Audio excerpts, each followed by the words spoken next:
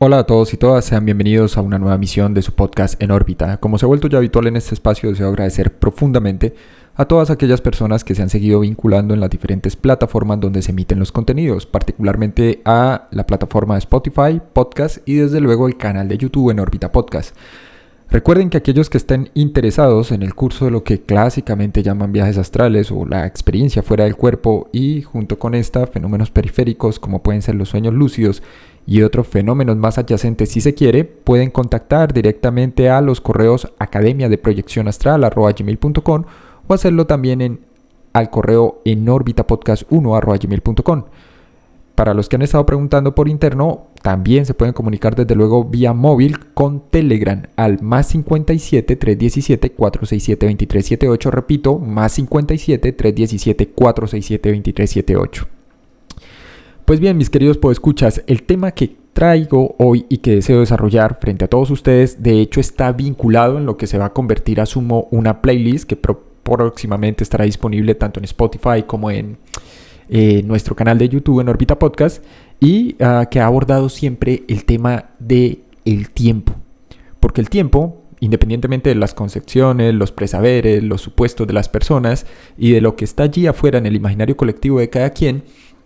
resulta ser un elemento crucial, por no decir que uno de los componentes fundamentales, por ejemplo, durante la ocurrencia de estas experiencias fuera del cuerpo y de otros fenómenos más. En regla, todos nosotros asumimos simplemente por, digamos, el lenguaje coloquial que pulula sobre todos estos fenómenos que hay una distorsión del tiempo, una alteración del tiempo, basado en esa idea extraña y un poco perentoria, si se quiere, de estados alterados de la conciencia.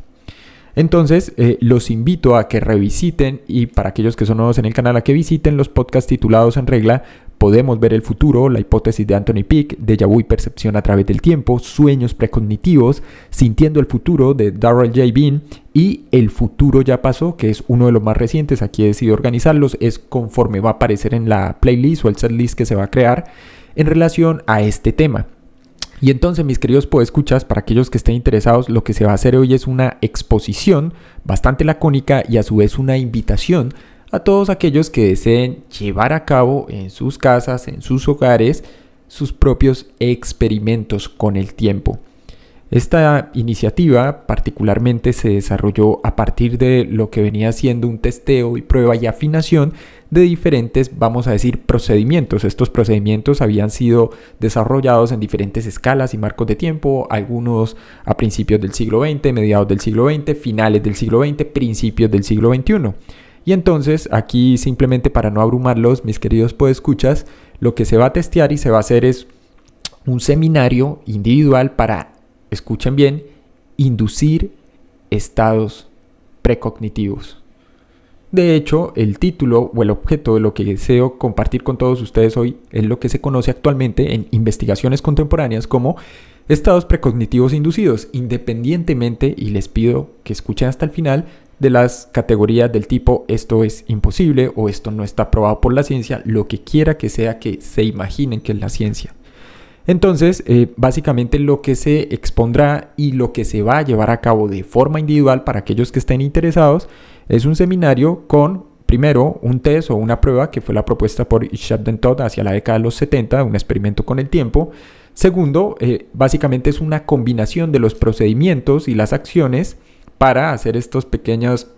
experimentaciones de forma individual propuestas por autores como William Dunn, desde luego John Gottlieb, desde luego ya los planteamientos un poco más sistematizados si se quiere de Julian Muschbridge, entre otros autores más. Porque resulta que independientemente de perfiles ocupacionales, campos de desempeño y formación, hay un conjunto de personas que a lo largo de la historia, en los últimos 50, 60, 70 años tal vez, se ha abocado a la materia, específicamente no tanto tratando de probar si es o no es válida, correcta y de hecho evidente la precognición, y ya entraremos un poco más en materia, sino ante todo, mis queridos podescuchas, que creo es lo más meritorio, por ejemplo, este libro publicado en 1927 por el autor irlandés William Dunn, que se titula justamente Un experimento con el tiempo. Creo que Dunn es el primero sin estar parado del lado del ocultismo, del escepticismo radical y del otro lado sin una formación 100% académica, en plantear o postular lo que sería más que una interpretación, una nueva conjetura en relación al tiempo, donde la precognición es planteada, vista y presentada no como un fenómeno paranormal, no como un fenómeno supranormal, no como algo perteneciente a lo oculto, lo mágico o lo místico, sino simplemente como una cualidad específica, individual y natural. Y entonces creo que aquí el énfasis está en qué es y qué nos resulta natural o no. Desde luego aquí nos topamos con dos inconvenientes de entrada. El primero es, para aquellos que no tienen mucho el contexto, y ya entraremos en materia, el fantasma de la predestinación, que se vincula con esta concepción del mundo, del universo y las cosas insertas en este, conocida como determinismo. Y del otro lado, nuestras percepciones más convencionales del tiempo, donde hasta hace muy poco se seguía concibiendo el tiempo como una constante universal, independientemente del aparato de la física moderna, de la física contemporánea, de la física de la segunda mitad del siglo XX, soportada principalmente haciendo a un lado la mecánica cuántica en la teoría de la relatividad de Einstein, del cual también ya hemos hablado aquí en un par de episodios. Entonces, mis queridos podescuchas, creo que es bastante fascinante. Es cierto que para el caso de lo que sean los estados precognitivos inducidos, sí que se ha intentado desarrollar también todo un aparato conceptual desde el punto de vista institucional, y curiosamente también es desde la misma academia y las instituciones oficiales y extraoficiales donde se están llevando a cabo ahora, a día de hoy, estamos hablando del siglo XXI, años 2020, 2021, 2022, 2023, 2024 y a la fecha, investigaciones que se podrían considerar, si se quiere, pioneras para tratar justamente de desarrollar un viraje o un redireccionamiento sobre lo que sean estos estados precognitivos. Hay otro problema también de base, mis queridos podescuchas, y es la fuerte vinculación de la precognición como fenómeno entonces y como proceso vinculada a la ocurrencia de sueños. Y cuando digo que es problemático es porque siempre se ha planteado en términos de un estado alterado o de una alteración o de una suerte de trance. Y entonces los estudios que se vienen adelantando, por ejemplo, tienen que ver con, de un lado, lo que sería el sistema de creencias de algunos grupos poblacionales sobre la precognición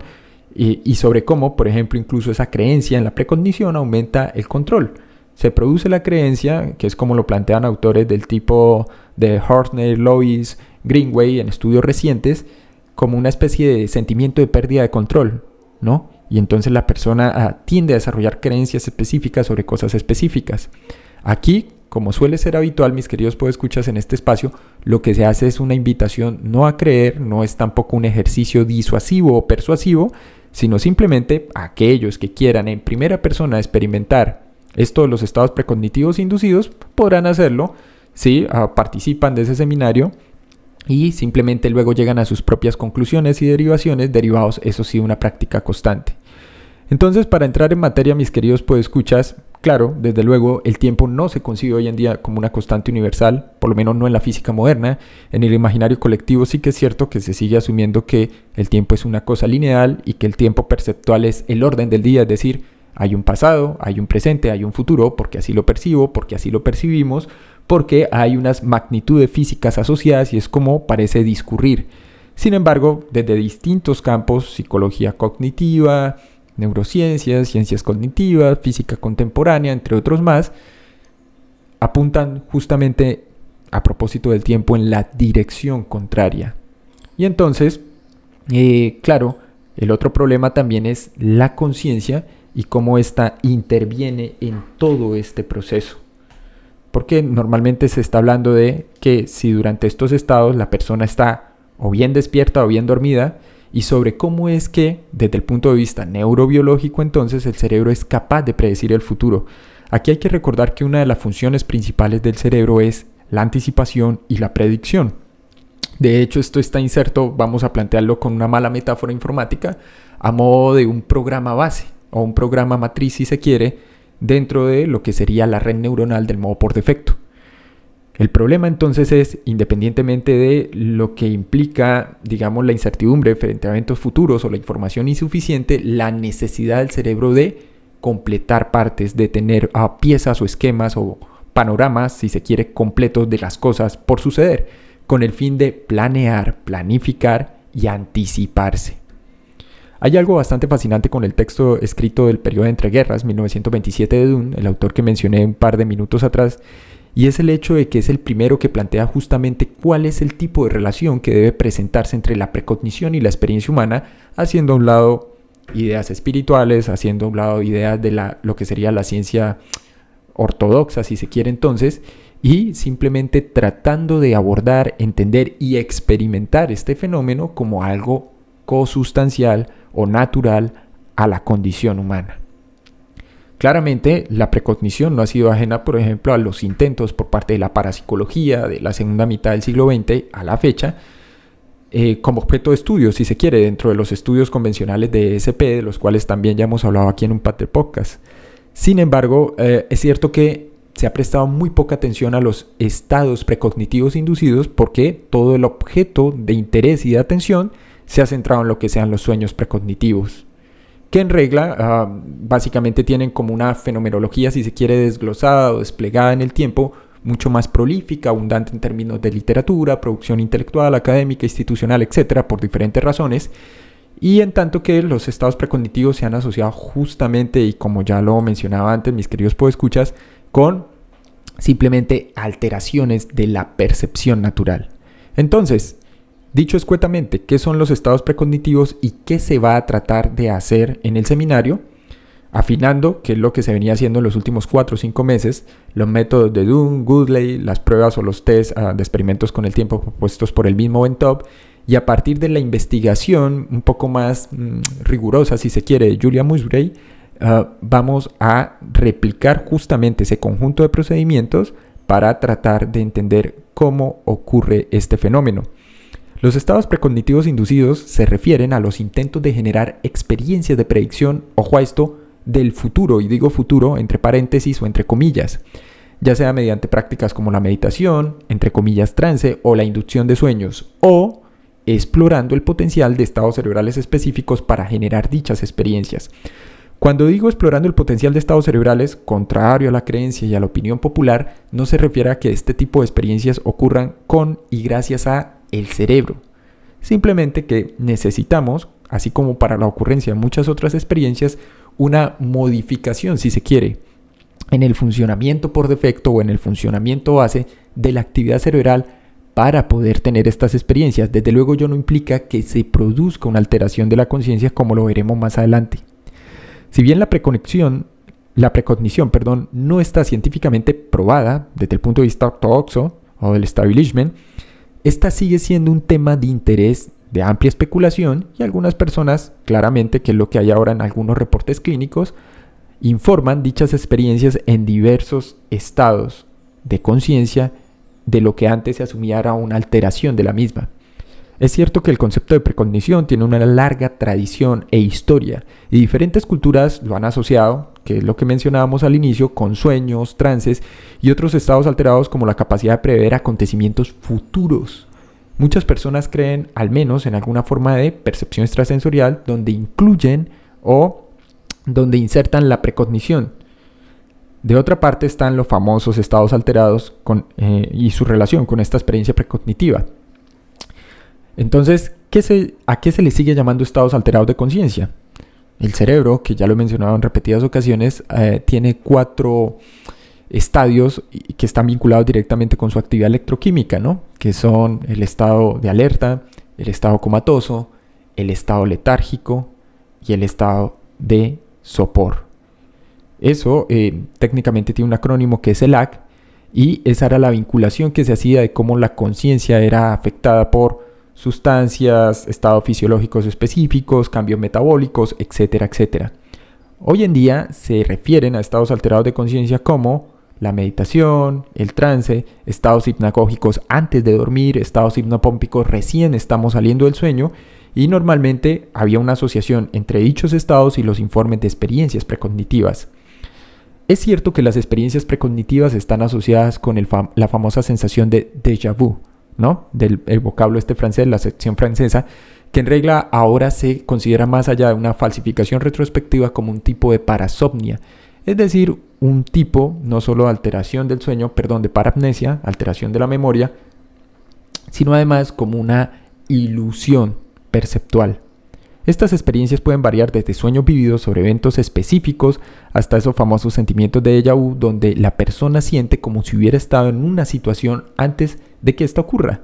El problema es que cuando emergen estos déjà vus, la anticipación se produce simplemente en términos de 5, 6, 7, 8, 10 segundos según los reportes que hay a la fecha. Claramente, algunos investigadores llegan a sostener que esto podría ser una forma de precognición y aquí entonces se meten, vamos a decirlo, en un entorno un poco más problemático al hablar de precognición inconsciente, ¿no? Recordemos que este término inconsciente, subconsciente, es parte de la acepción y toda la parafernalia que acompaña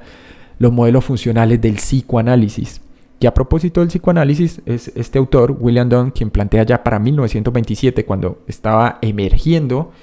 y teniendo una alta acogida y aceptación del psicoanálisis, particularmente en Europa en ese entonces, sobre cómo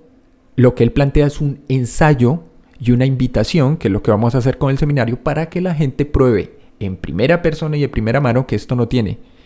ni una interpretación de carácter psicoanalítico, ni ningún vínculo con el psicoanálisis, tampoco tiene vínculos con lo oculto ni con lo paranormal. Y creo yo aquí es lo fascinante. También Don, a su modo, es muy consciente de qué es o qué podría ser la conciencia humana, cuáles son sus atributos, cuáles son sus implicaciones, y por qué, sin embargo, pese a que sabemos muy poco o casi nada de lo que sea la conciencia, esta es capaz de experimentar la simultaneidad de lo que llamamos pasado, presente y futuro, entre comillas, de forma lineal, pero a su vez de manera discontinua y no lineal. Entonces aquí, como ya les mencioné, nos vamos a centrar en estos estados precognitivos. Soy consciente, independientemente de la investigación científica que se ha desarrollado a la fecha, que hay unas funciones psicológicas vinculadas con las explicaciones o las explicaciones que se han elaborado para abordar este fenómeno de la precognición. Una teoría, por ejemplo, sugiere que la creencia en la precognición actúa como un mecanismo compensatorio justamente por una función vinculada de naturaleza neurobiológica, en este caso anticipación o predicción, que ayuda a las personas a sentirse en control cuando carecen de él o cuando están experimentando una pérdida de control en sus vidas por razones emocionales, financieras, de la emergencia de alguna psicopatología, vamos a decir, y demás. Hay un trabajo bastante interesante, bastante reciente, del año 2020, publicado por la autora, del 2023, perdón, publicado por la autora Julia Musgrave. Este se titula Precognición en los límites. Ciertamente es una discusión teórica y una revisión empírica de lo que se ha hecho a la fecha. En regla, nos indica la autora, su autora Julia, que hay diversos estudios que ahora contienen toda la rigurosidad para abordar lo que sea la precognición y entenderla como una capacidad humana, en la cual en efecto, al margen del fantasma de la predestinación que asusta a muchos, sí es posible la predicción precisa de eventos específicos que no serían predecibles con base en información del pasado, de los 5 sentidos o de la percepción natural. Y entonces lo que hace Julia en su paper, en su publicación, es abarcar los últimos 90 años de investigación. La revisión de Julia describe diferentes tipos de precognición y subraya los principios básicos de la investigación sobre la precognición, analizando evidencia, posibles mecanismos y las diferentes formas en que éste se presenta. Normalmente la gente tiende a hacer distinciones entre precognición y premonición, ¿no? Y asumo yo que acuden al diccionario de la RAE o a lecturas de carácter etimológico. La palabra latina o el vocablo latino precognición se vincula con praecognitate, que simplemente tiene de base la noción de predicción. La premonición, por otro lado, está vinculada con una locución que hace relación a los presagios o intuitios, si se quiere, pero apunta justamente a lo mismo, predicción.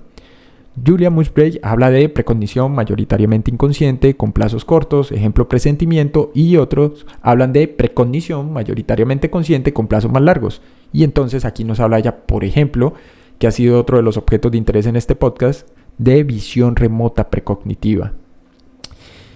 En fin, lo que vamos a intentar entonces es, a partir de los trabajos, repito, de Dunn, Goodley, de los test o las pruebas de experimentos con el tiempo iniciales de Eventop, llevar a cabo la práctica. Todos aquellos que estén interesados, recuerden que pueden escribir a los correos de contacto en orbitapodcast1@gmail.com, hacerlo también a Academia de Proyección Astral. @gmail.com o contactar directamente el móvil más 57 317 467 2378. Para aquellos que desconocen, es cierto que ahora hay un ingente esfuerzo por tratar de entender muchos fenómenos dentro de un marco más flexible. Actualmente, los estudios de precognición se centran en algo que se llama actividad anticipatoria predictiva. Y lo que se ha encontrado es que al margen de las bases neurobiológicas, es decir, de lo que hace el sistema nervioso, cuando se somete a pruebas en el que diferentes sujetos responden a estímulos impredecibles y aleatorios, por ejemplo, emocionales, excitantes, hasta con 10 segundos de diferencia antes de que dichos estímulos ocurran, plantea una buena base, donde claramente no hay una falla de laboratorio y donde se está sugiriendo algo más, y una capacidad que va más allá del elemento simplemente neurobiológico y que implica entonces un nuevo planteamiento, si se quiere, sobre cómo abordar la precognición. Ciertamente, para aquellos que no lo conozcan, el motivo por el que vamos a usar los procedimientos provistos por John Gottlieb, escritor y piloto inglés, conocido luego como Lord Kilbracken, es simplemente porque era un apostador consumado. Y hay unos reportes publicados en diarios de la época, estamos hablando de 1939 en adelante, donde hay registros que, si bien no pueden ser tomados como prueba, sirvieron como testigo o atestiguamiento de predicciones muy precisas en carreras de caballos, toda vez que Lord Kilbracken era un apostador. No estoy diciendo con esto, mis queridos podescuchas, y no es broma ni similar, que vamos a desarrollar algo así como un método, entre comillas, para anticipar números de loterías electrónicas, bolsa de valores y cosas similares, pero aquí la idea es simplemente probar y testear lo que sería este proceso y, como siempre se ha propuesto, hacerlo de forma natural. Ya cada quien luego derivará en sus propias conclusiones y llegará a sus propias percepciones e interpretaciones de lo que sea este fascinante proceso que abre hecho todo un campo de exploración. Pues bien, espero que haya sido del agrado de todos ustedes. Recuerden, aquellos que estén interesados entonces en el seminario para inducir estados precognitivos, pueden contactar directamente a norbitapodcast1@gmail.com o hacerlo a academiadeproyeccionastral@gmail.com. También recuerden que está el móvil con Telegram para que contacten, más 57 317 467 2378. De otra parte, el curso OBSL base sigue abierto. Recuerden que es con horarios flexibles y a convenir. Gracias a todos y nos veremos en una próxima emisión. Recuerden suscribirse, darle like, activar la campana de notificaciones en YouTube y compartir. Ya casi llegamos a 1000 suscriptores. Gracias.